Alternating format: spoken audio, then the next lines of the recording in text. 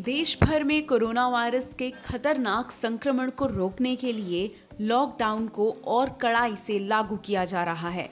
सड़क के किनारे रहने वाले गरीब और बेघर लोग इस लॉकडाउन में सबसे ज्यादा प्रभावित हैं, क्योंकि उनके पास अब आजीविका का कोई साधन नहीं है। महाराष्ट्र, जो कोरोना वायरस से सबसे प्रभावित प्रदेश है, वहां के नागपुर जिले के नगर निगम ने ऐसे लोगों के लिए मानवीय पहल की है। नागपुर नगर निगम के पब्लिक रिलेशंस ऑफिसर का कहना है कि लॉकडाउन जैसी स्थिति में ऐसे लोग जो सिर्फ दूसरों के दान पर निर्भर करते हैं, उनका क्या होगा, ये सोचकर यहाँ 19 आश्रय बनाए गए हैं।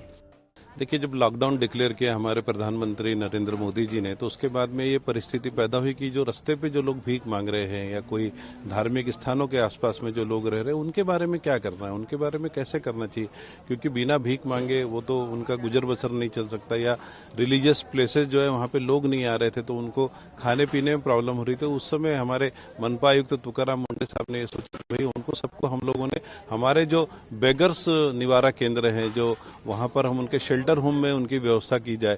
और ऐसा करके हमने आज पूरे 19 शेल्टर होम है जो नागपुर के, उसमें हम लोगों ने करीब 1,500 से 2,000 लोगों को रखा हुआ है।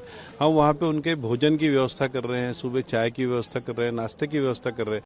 नागपुर नगर निगम ने शहर में भिखारियों और बेघरों के बीच कौशल आधारित प्रशिक्षण शुरू करने की पहल की है। यहाँ इन सभी को विभिन्न प्रकार के कौशल में प्रशिक्षित किया जा रहा है, जिससे ये लॉकडाउन जैसी स्थिति के बाद और अधिक आत्मनिर्भर बन पाएंगे। इससे इनकी जीविका और जीवन दोनों में सुधार आएगा।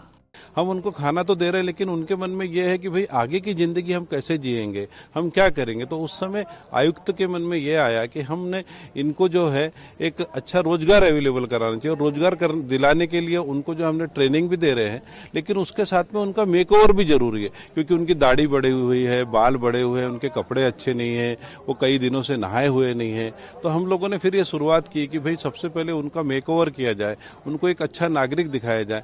और इस तरीके से हम लोगों ने व्यवस्था की, यहाँ पर जो नाई है उनकी व्यवस्था की। तो रोज हम लोग जो है 8-8, 10-10 लोगों की जो है कटिंग बनाते हैं, उसके बाद में उनको दाढ़ी बनाते हैं और उनको पूरा नहला धुला के उनको अच्छे कपड़े प्रोवाइड करते हैं, जिसमें वो एक अच्छे सभ्य नागरिक के रूप में रहे।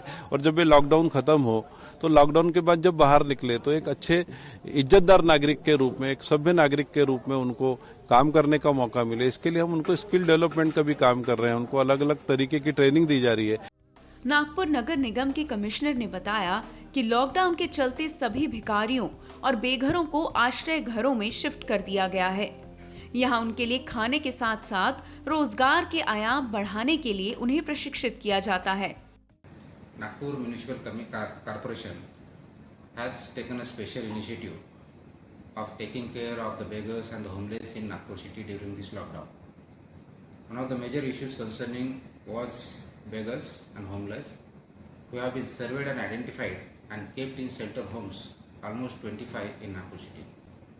But along with providing food, health, sanitation and other facilities, we have initiated to engage them in constructive activities, and we are providing them some skill base also, just like carpentry or some dance or some activities which they are interested in. Maharashtra में corona virus का कुल आंकड़ा 2,916 है और इससे मरने वालों की संख्या 187 है, जबकि 295 अब तक इससे ठीक हो चुके हैं।